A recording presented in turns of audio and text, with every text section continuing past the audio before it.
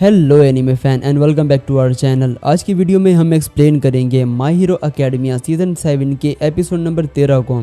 अगर अभी तक आपने इसके पिछले एपिसोड्स नहीं देखे तो वो आपको हमारे चैनल पर मिल जाएंगे। So before we continue please subscribe to my channel and like this video. So let's get start. Episode के स्टार्टिंग में हम एक रिकैप देखते हैं जहां में बताया जाता है कि कैसे सभी हीरोज ने उनके प्लान के अकॉर्डिंग सभी विलन्स को अलग अलग जगह पर टेलीपोर्ट करके उन सबको सेपरेट कर दिया है।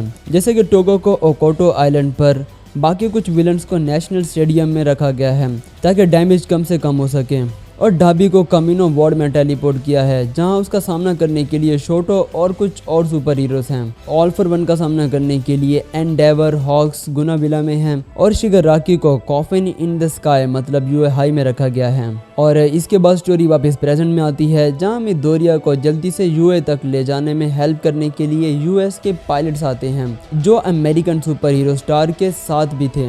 उनकी हेल्प से मिडोरिया जल्दी से यूए पहुंच जाता है और शिगराकी को एक जोरदार किक दे मारता है, और जिसकी वजह से शिगराकी जमीन पर बाउंस करते हुए सीधा इलेक्ट्रिक फेंस से टकराता है। और शिगराकी कहता है कि डेकू अब पहले से काफी ज्यादा स्ट्रॉन्ग बन चुका है। इसके बाद मिडोरिया जब बाकी हीरोज को देखता है तो वो एकदम से हैरान रह जाता है क्योंकि सभी हीरोज की हालत बहुत ही ज्यादा खराब होती है। शिगराकी कहता है कि तुम्हारा लेट आने का क्या एक्सक्यूज है, और वो मिडोरिया को गुस्सा दिलाते हुए कहता है कि तुम्हारे इन दोस्तों की इस हालत के जिम्मेदार तुम हो, क्योंकि वो जानता है कि गुस्से में आने के बाद मिडोरिया कुछ भी सोच समझकर नहीं करता और उसे हराना भी आसान हो जाएगा। शिगराकी उसे और गुस्सा दिलाने के लिए कहता है कि तुम्हें मेरा प्रेजेंट कैसा लगा, और इन बातों से मिडोरिया को बहुत ही ज्यादा गुस्सा आता है और वो आउट ऑफ कंट्रोल होने लगता है। लेकिन वहाँ मिलेनियम आता है और उसे समझाते हुए कहता है कि सब लोग अभी भी ठीक हैं और एचो डेकू की जान बचाने की कोशिश कर रहा है, और तुम्हें खुद को जिम्मेदार नहीं समझना चाहिए इन सब चीजों का।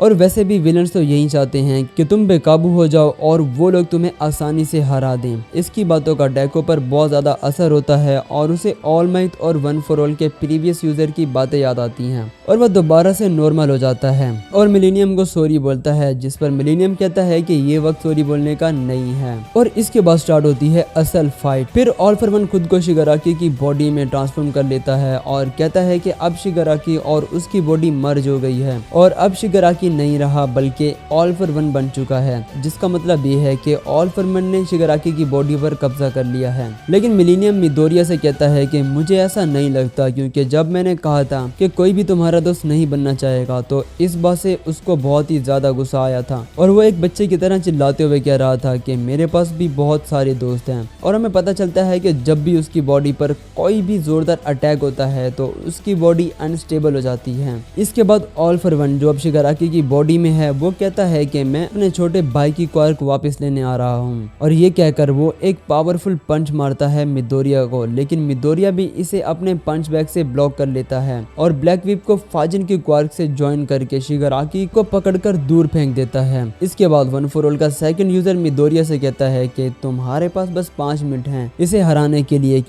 क्योंकि इसके बाद तुम मेरी पावर को यूज नहीं कर सकते हैं। फिर मिडोरिया सेकंड ट्रांसमिशन क्वार्क का यूज करके लाइटिंग स्पीड से उसके पास आकर एक जोरदार पंच मारता है, जिससे शिगराकी की हालत खराब हो जाती है। लेकिन फिर भी वो हार नहीं मानता। इस पंच की वजह से वो कुछ देर तक हवा में ही रहता है, और इसके बाद डेको इसके पीछे आकर इस पर एक बेहद ही पावरफुल फिस्ट अटैक करता है। और मैं सच बता रहा हूँ गाइस, इसका एनिमेशन एंड लेवल का था। खैर हमें पता चलता है कि वन फॉर ऑल की सभी क्वार्क और ज्यादा स्ट्रॉन्ग हो जाती हैं जब उसका यूजर खुद को और ज्यादा स्ट्रॉन्ग बना लेता है, क्योंकि मिडोरिया अब पहले से काफी ज्यादा पावरफुल बन चुका है तो वन फॉर ऑल की सभी क्वार्क भी और ज्यादा डेवलप हो गई हैं। तो इसकी वजह से वन फॉर ऑल के सेकंड यूजर की क्वार्क जो कि गियर शिफ्टिंग होती है, जो नॉर्मली छोटे मोटे वेपन्स की स्पीड को इनहेंस करती है। लेकिन क्योंकि मिडोरिया अब पहले से काफी ज्यादा पावरफुल बन चुका है तो जिसका मतलब है कि सेकंड यूजर की क्वार्क भी पहले से ज्यादा पावरफुल बन चुकी है और वो ऑल फॉर वन के सभी पावर को इनहेंस कर देती है। और लेकिन इसके कुछ लिमिट्स भी होती हैं।